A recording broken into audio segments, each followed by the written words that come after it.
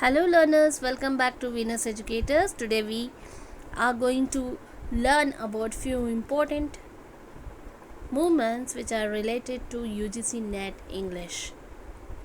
As we have completed our previous playlist, that is modern age, now today we are moving towards postmodernism. Right?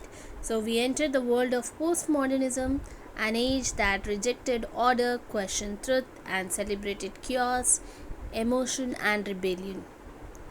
So in this session, we will discuss three thought-provoking literary movements, that is the Black movement, the Black Arts movement, Existentialism, and Theatre of Cruelty. Each of these movements tried to redefine human experience through race, emotion, and the absurdity of life. So, get ready to explore the world of art, thought, and emotion beyond the boundaries. So, let's not waste time and begin our first session with the first movement, that is the Black Arts movement.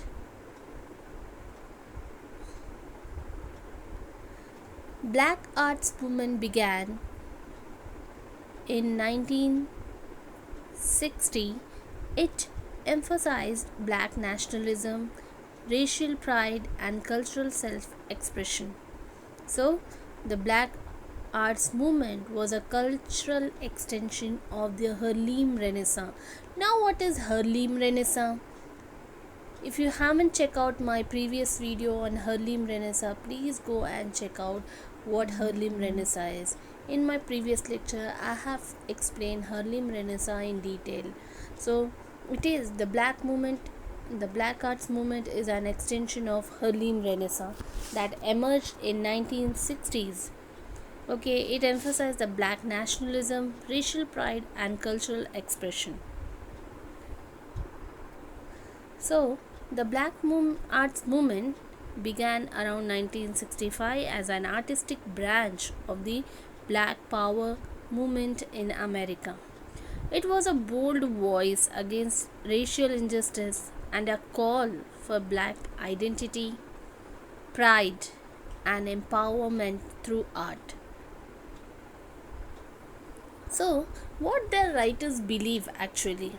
Writers believe that art should no longer please the white audience. They are not going to serve white people through their art. It should serve black communities. They want to serve black communities through their arts. And they also said that black art is an aesthetic and spiritual sister of black power. So basically they are talking about their particular community. And what key concept we can see over here? Art as protest. So in this particular movement, through this particular movement, they are protesting through their art, that is the writing art, right? Then next they also have given the concept like art as self-definition. They are going to define themselves, their struggle, their experience through their art. And art as empowerment, and they are empowering themselves through their art. Okay, so while Martin Luther King Jr. believed in racial integration of whites and blacks, black nationalists argued that true equality required black cultural independence. So, when Martin Luther King Jr. promoted integration, artists like Amiri, Baraka, and Larry Neal argued for separation and cultural independence. Why they do so? Because they believe that true freedom could only come through black cultural pride. So they want to promote their culture. They don't want to serve or entertain the whites through their writings, through their art. So hence we can say that black art movements became the artistic arm of the Black Power movement. Right? So let's see who are the major figures associated with this particular movement. So first we have Larry Neal. He can consider as the co-founder of the movement. And next we have Amiri Baraka. He was an influential playwright and poet. Next we have Toni Morrison, Nobel Prize winning novelist. Alice Walker, author and activist. And June Jordan. He was a poet and civil rights activist. So we have certain important works of these particular writers who are associated with Black art movements of BAM. Amiri Baraka's important work which is associated with this particular movement is Dutchman, in which has been published in the year 1964. And this Dutchman was a play about a black man killed by a white woman in a subway, symbolizing racial tensions. So basically whatever they were writing during this period was depicting their sufferings. Next we have Larry Neal. He wrote an essay, The Black Arts Movement. So this particular essay has been published in the year 1968, explained that black art must speak directly to black people. So they want to show that we are not going to go or reach our people through somebody else. We are going to reach them by our own words, by confronting them. Next we have another very important writer, Toni Morrison. He is a very famous in postmodernism age. So she wrote Beloved, a play written by Toni Morrison is Beloved. In this particular playwright, she explores memory, slavery and identity from a black woman's perspective. So she has shown the world from the black woman's perspective, how she has to suffer and what she need to sacrifice. Right? Next we have Alice Walker. Alice Walker's a very famous writer is The Color Purple. This particular Color Purple portrays the emotional and social struggle of African American women. Last we have June Jordan. Her poetry blends activism and lyricism to fight oppression. Alright, so let's summarize this particular movement. The Black Art Movement is art as resistance, identity and power. I told you that it is for protesting, it is for empowering, right? And it is to show their identity. So Black art movements means they want to protest, they want to show their power, they want to show their identity separately. Alright, so with this we have come to end of our session 1, that is Black Arts Movement. Next we are moving towards the second session of this lecture, that is existentialism. So after the world wars, humanity lost faith in order, religion and reason. People began to question, why do we exist? Is there any purpose to life? This question gave rise to existentialism, a movement that declared life has no pre-given meaning, you must create your own. So, existentialism emerged after World War II as writers questioned human existence amid chaos, destruction and loss of faith. It's a philosophical movement focusing on individual freedom, choice and meaning in an absurd world. The world, according to existentialists, is indifferent. There are no universal moral rules. Each person must create their own meaning. So, here this particular movement says that There is no pre-given meaning of life, and it is you who has to create the meaning of your own life. So the movement gained momentum after the horrors of the Holocaust and the atomic bomb.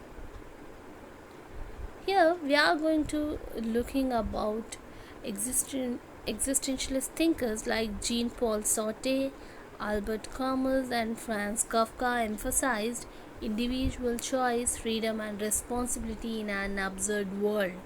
So let's see what are the core ideas of existentialism. Life is absurd. So existence comes before essence, right? The world is indifferent, but we must still act meaningfully. When you are not in this world won't get any, it run as usual. Even if we are not in this world, then what is the meaning of our life when there is no difference even after leaving this world? So here this question tells you that you must find the meaning of your own life. It's not the world who is going to define it for you. Next we have personal responsibility. It stresses personal responsibility and authentic living. That means freedom is beautiful but also terrifying because it brings responsibilities. Yes, whatever you do in your life, what job you are doing, no matter if you are a homemaker, you have certain responsibilities. Though you have freedom of choice, then you have certain responsibility to answer accordingly. Next we have human alienation. Human existence is often marked by alienation, void, and despair. That means you feel like you are an alien on this world if you don't have the purpose of your meaning life. There is no meaning of your life. You feel like you are disappointed, you are nothing, you are a loser. So you have to give a purpose and a meaning to your life. So we have already discussed about the best examples of this particular movement. So again we are going to looking at with their write-ups that Albert Camus has written The Myth of Sisyphus. You see how beautifully he metaphorized this particular movement through this particular writing. Sisyphus endlessly rolls a boulder up a hill only to see it fall again. Now, who is Sisyphus? Sisyphus is a character in mythology, and what his job is to do, he daily rolls up a rock from a hill to its place, and again he'll see that it rolls down. Again he'll do the same job next day, and again it falls down. So how Sisyphus finds the meaning of his life in rolling up that particular rock every day and seeing it rolling back to the earth. This is how he finds his purpose, his meaning of life. Then Camus compared this to human life, repetitive, seemingly pointless, but meaningful when embraced. So at the end of this particular write-up, Camus said that we must imagine Sisyphus happy. That means it is symbolizing actually that we are accepting the life's absurdity. Right, so who are the major writers here in this particular movement is Franz Kafka, Jean-Paul Sartre, Albert Camus, Simon de Beauvoir, Samuel Beckett. And see what these beautiful persons have written. We have discussed Albert Camus, The Myth of Sisyphus. Jean-Paul Sartre has written Nausea.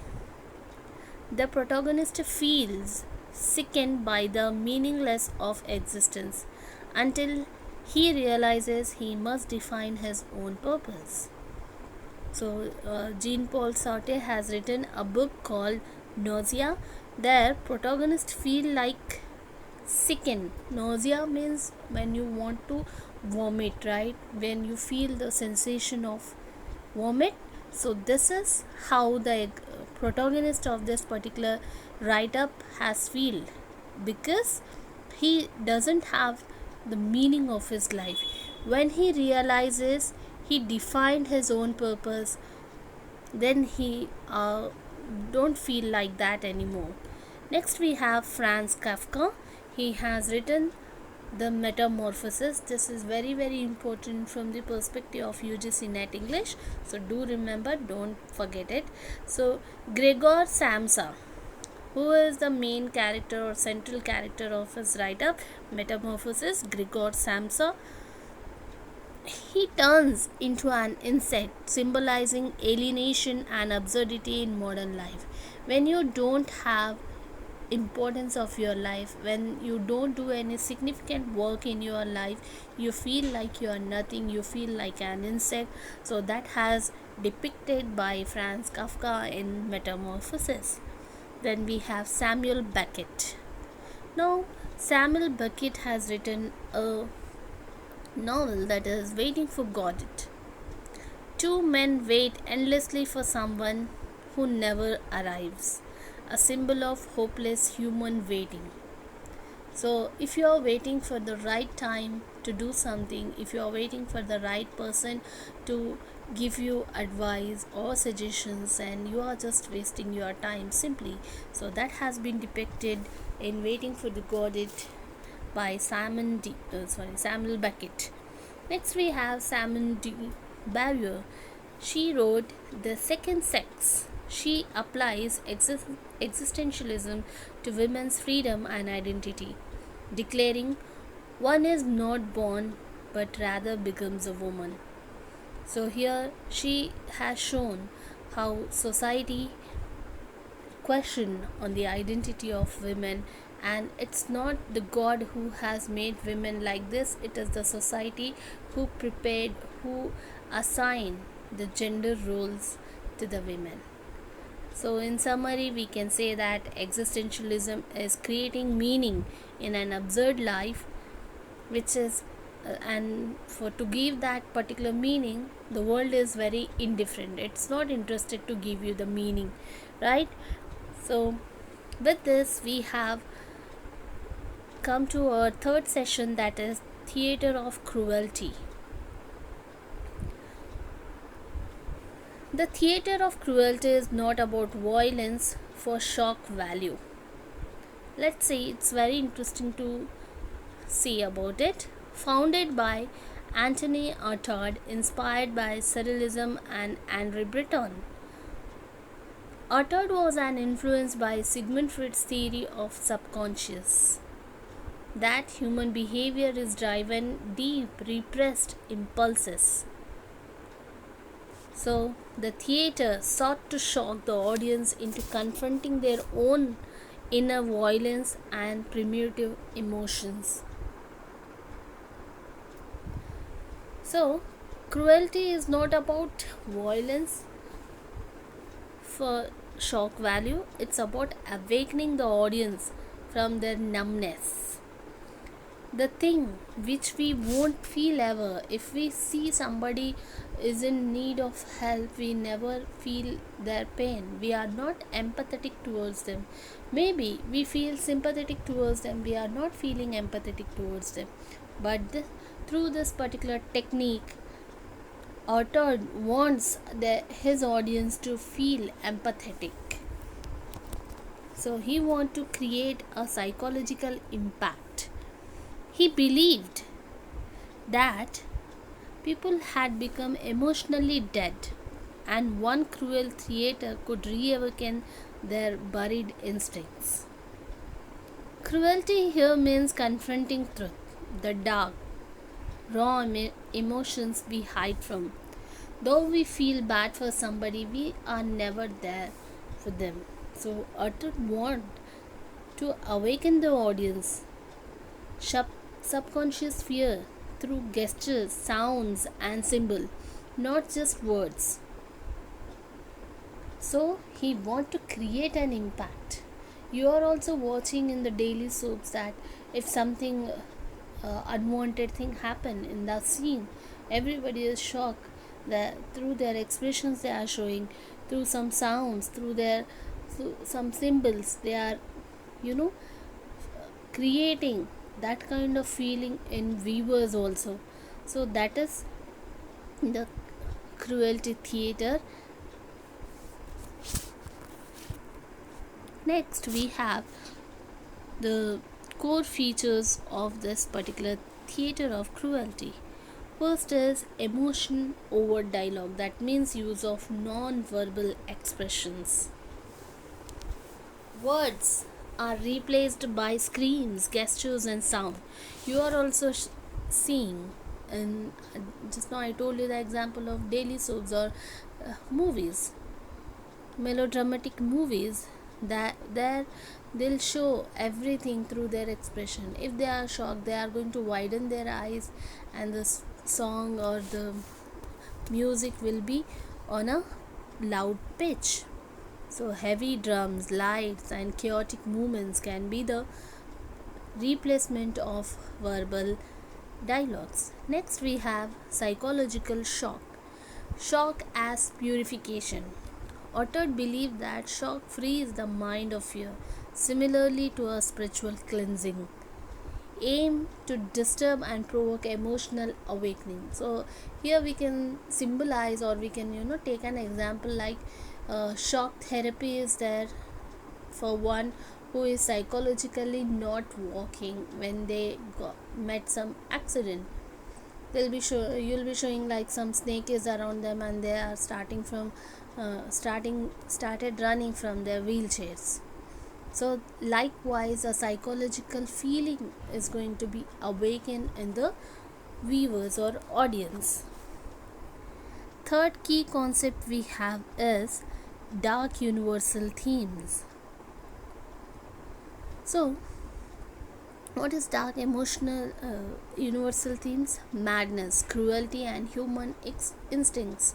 So if you see that somebody is having some problem with, they have some biases in their minds, so definitely they are not going to be comes under the particular person's well wishes, isn't it? So it shows the dark universal themes. Now what are the examples? Artaud's play Les Sensi. It is based on P.B. Shelley's work.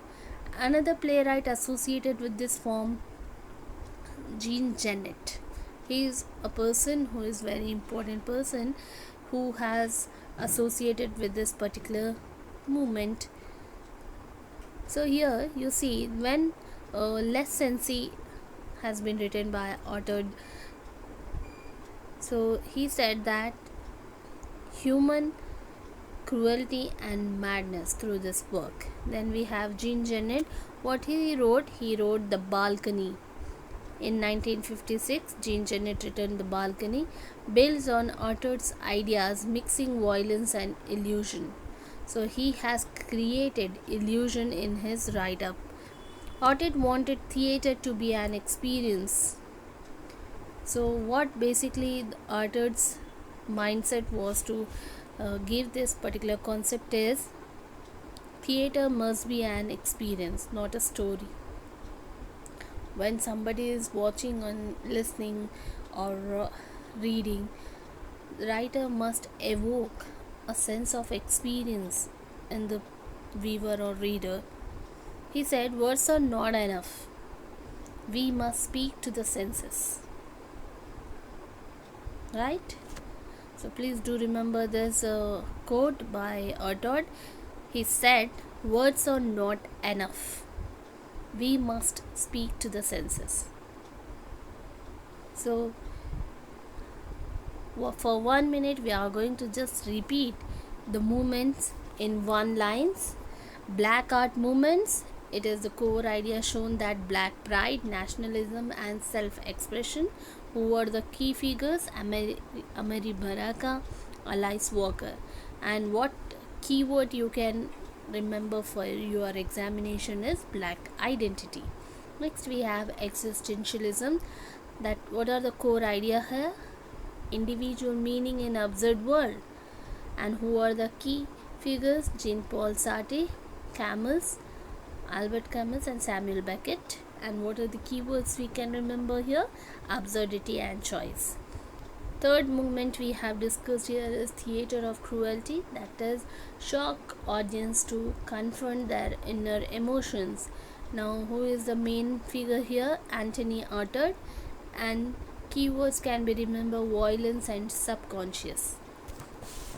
Right? So I hope you like this video. So here all three in their own way shout the same truth. Art must disturb before it enlightens. If you enjoyed today's session, just drop a comment. Which of these moments do you find most powerful and why? And remember, daily concept shorts are live on Venus Educators. Watch one concept daily, attempt the question and build your net confidence one shot at a time. Venus Educators, where learning meets consistency. Thank you so much. Please like, share and subscribe.